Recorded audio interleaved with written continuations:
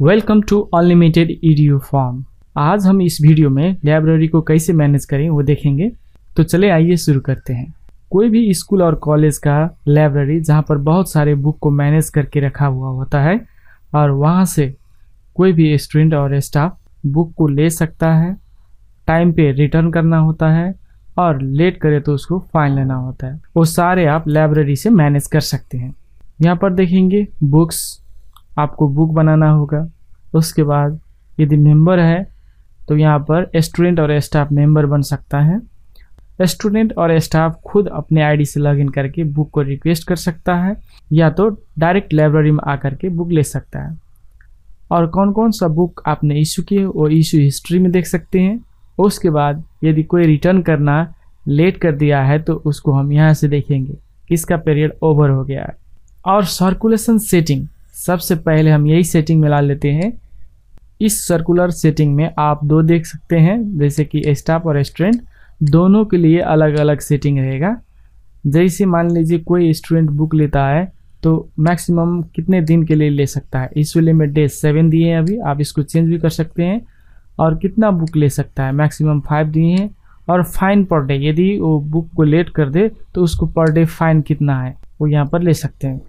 मान लीजिए स्टूडेंट को अभी आप 7 डेज का लिमिटेशन दिए हैं, मैं 10 डेज कर दे रहा हूँ और limitation 5 days, fine per day 5। Update कर देते हैं। आप देख सकते हैं स्टूडेंट का जो है यहाँ पर स्टूडेंट का इशू लिमिट डेज 10 हो गया है, बुक लिमिटेशन 5 और फाइन पर डे 5 हो गया है। उसके बाद आप लाइब्रेरी में बुक वगैरह बनाना होगा एक ही बार इनिशियल टाइम में, शुरू में आपको बनाना है, बाद में नहीं बनाना पड़ेगा। यदि लाइब्रेरी में कोई नया बुक ऐड करते हैं तभी करना पड़ेगा, या कोई लॉस्ट हो गया तो आपको यहाँ पर से मैनेज करना होगा। मान लीजिए आप बुक डिटेल में गए या यहीं से आप बुक डिटेल में जाएंगे तो यहाँ पर अभी ब्लैंक है, आपको बुक ऐड करना है सो बुक ऐड करेंगे। लेकिन उससे पहले आपको कैटेगरी मैनेज करना होगा, कौन कौन सा कैटेगरी का बुक है।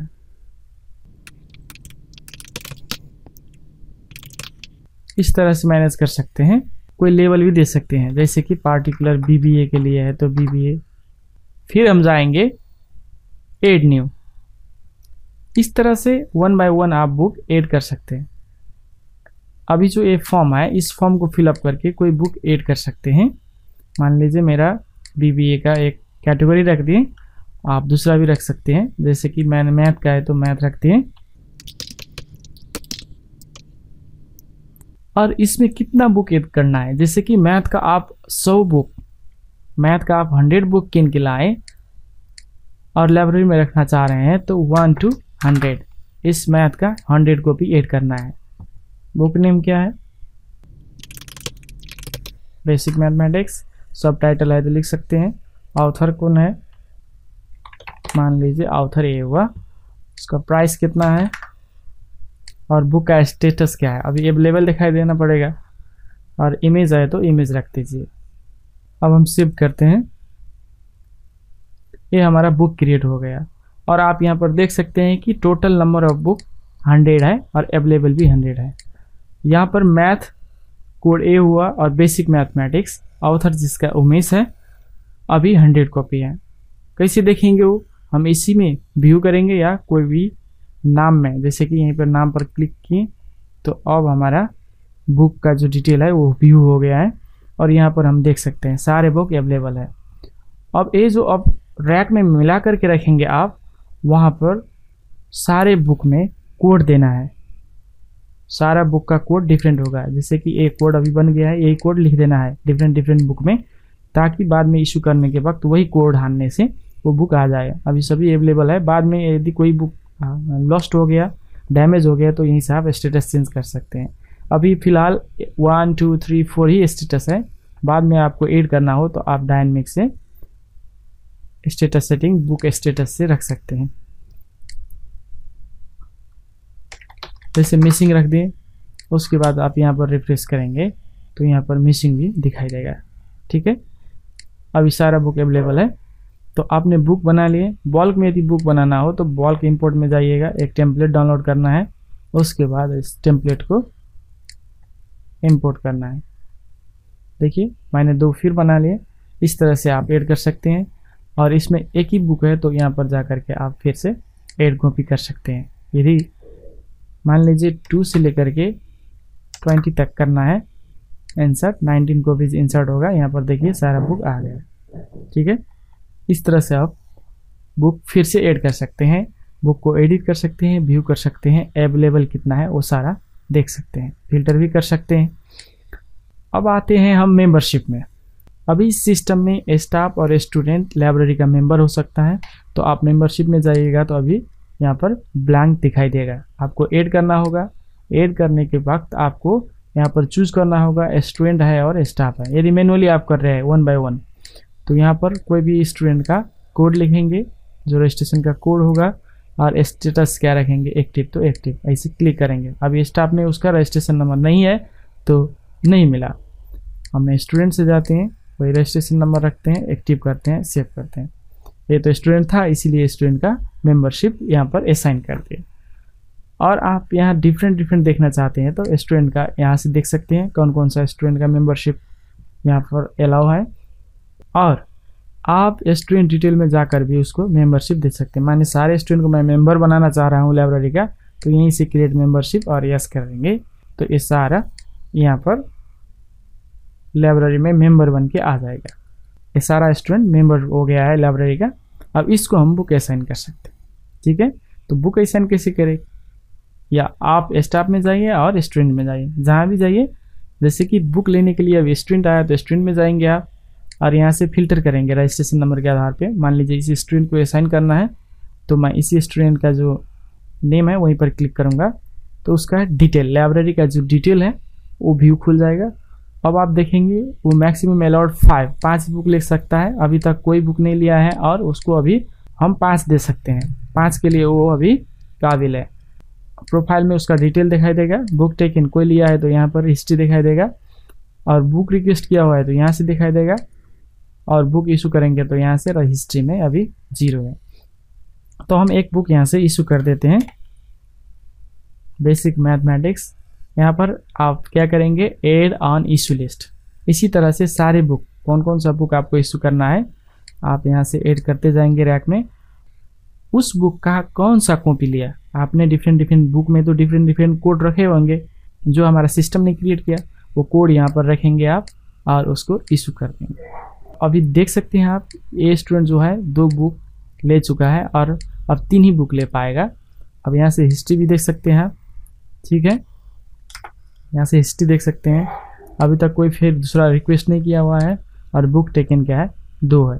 ये डेट का डिफरेंट देखेंगे तो 10 डेज का होगा, क्योंकि हमने सर्कुलेशन सेटिंग में यहाँ पर 10 डेज किए थे, स्टूडेंट में जो हम किए वो 10 डेज किए, तो उसी के अकॉर्डिंग आपको दिखाई देगा। यदि ये रिटर्न करना आया है, मान लीजिए आज ही रिटर्न कर दिया, तो इसको आकर के यहीं से फिर हम रिटर्न कर देंगे, ठीक है।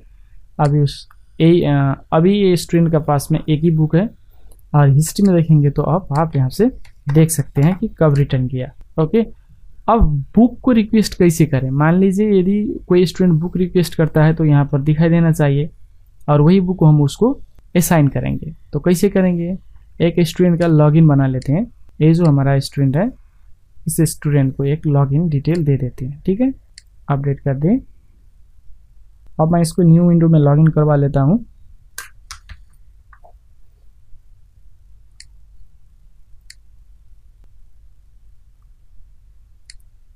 अब यहाँ पर इस स्टूडेंट को कुछ नहीं दिखाई दे रहा है, क्योंकि परमिशन ही नहीं दिया गया है।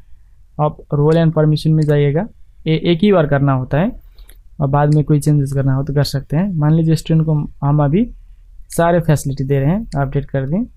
उसके बाद फिर आएंगे आप यहाँ पर रिफ्रेश करेंगे तो अभी स्टूडेंट लॉगिन हो गए हैं।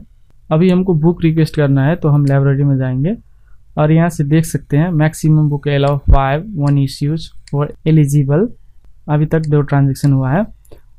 अब अभी पर 2 बुक है जिसमें से एक हमने रिटर्न कर दिए, ठीक है। कोई नया बुक रिक्वेस्ट करना हो तो बुक रिक्वेस्ट में जाना है, और यहाँ से देखना है कि लाइब्रेरी में कौन कौन सा बुक है। यहाँ से फिल्टर भी कर सकता है, फिल्टर करेगा यहाँ पर बुक। उसके बाद यदि कोई बुक रिक्वेस्ट करना हो, मान लीजिए अभी हमने रिटर्न क्या किया था, एनाटॉमी को रिटर्न कर दिया है। उसके बाद फिर हमको यदि ह्यूमन साइकोलॉजी ये बुक लेना है तो हम इसको रिक्वेस्ट करेंगे, ठीक है। रिक्वेस्ट किए, 1 बुक रिक्वेस्टेड। मैथमेटिक्स फिर से रिक्वेस्ट करते हैं, ठीक है, ये 2 बुक रिक्वेस्ट किए, ठीक है। तो अब यहाँ से रिक्वेस्ट कर दिया स्टूडेंट ने, लाइब्रेरी का स्टूडेंट मेंबर में जाएंगे।